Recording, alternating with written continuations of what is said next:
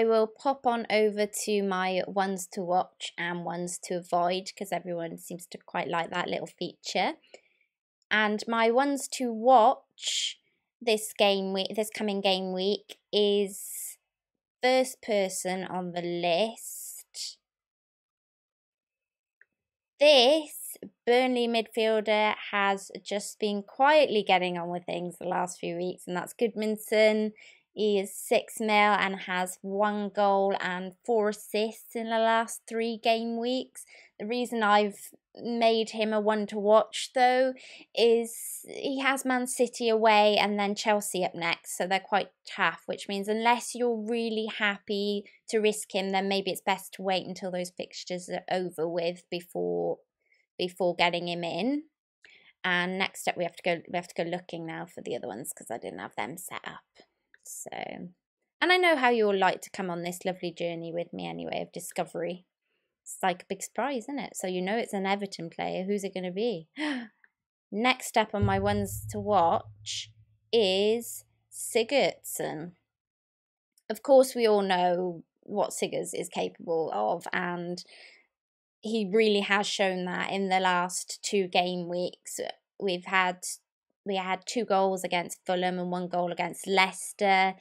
He has Crystal Palace up next, which looks a great fixture for him. He is definitely on my radar. He's not the cheaper of those Everton midfielders. I have written a little piece about it for Stato's article this week, but he's definitely a differential, because lots of people will go for, people like Richarlison, and so he's a bit of a differential. And then last up on my ones to watch is somebody I'm considering getting in when I talk through my transfers later. It's not King or Wilson, is Brooks. It's hat-trick midfielders my one to watch. And Brooks at Bournemouth just looks awesome. He's had 2 goals in 2 games, I believe, but his minutes have been a bit mixed. He has Southampton and Fulham up next before his fixtures turn, so I guess if you want a punt, then Brooks could be it for 5 mil. He could be a man, definitely. And then moving on to our ones to avoid, because we all want to know who to get rid of. And first up is all the way down the bottom. It's a Watford man.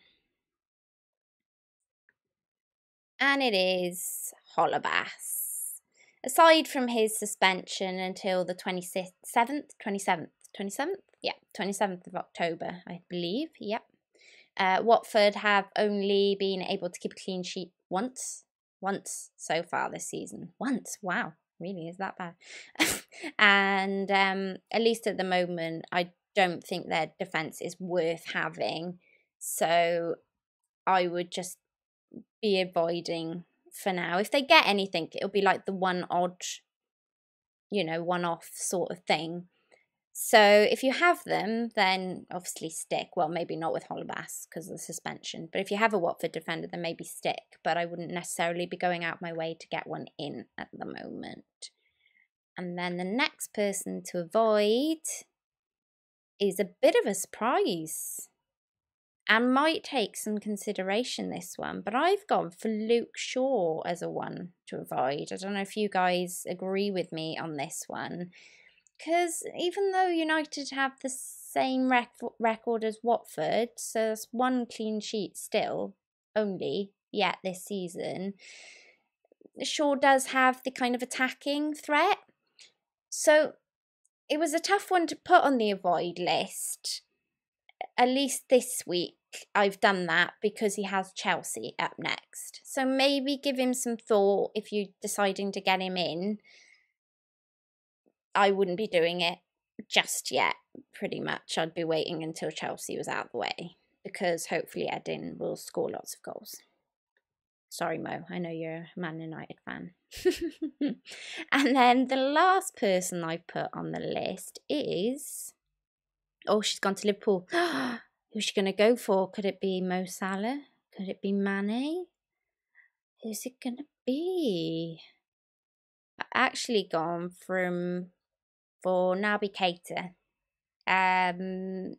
Pre-season, we heard a lot about him being a box-to-box player, and to some extent, he definitely has been box-to-box. He's been, you know, very, very good for Liverpool, definitely.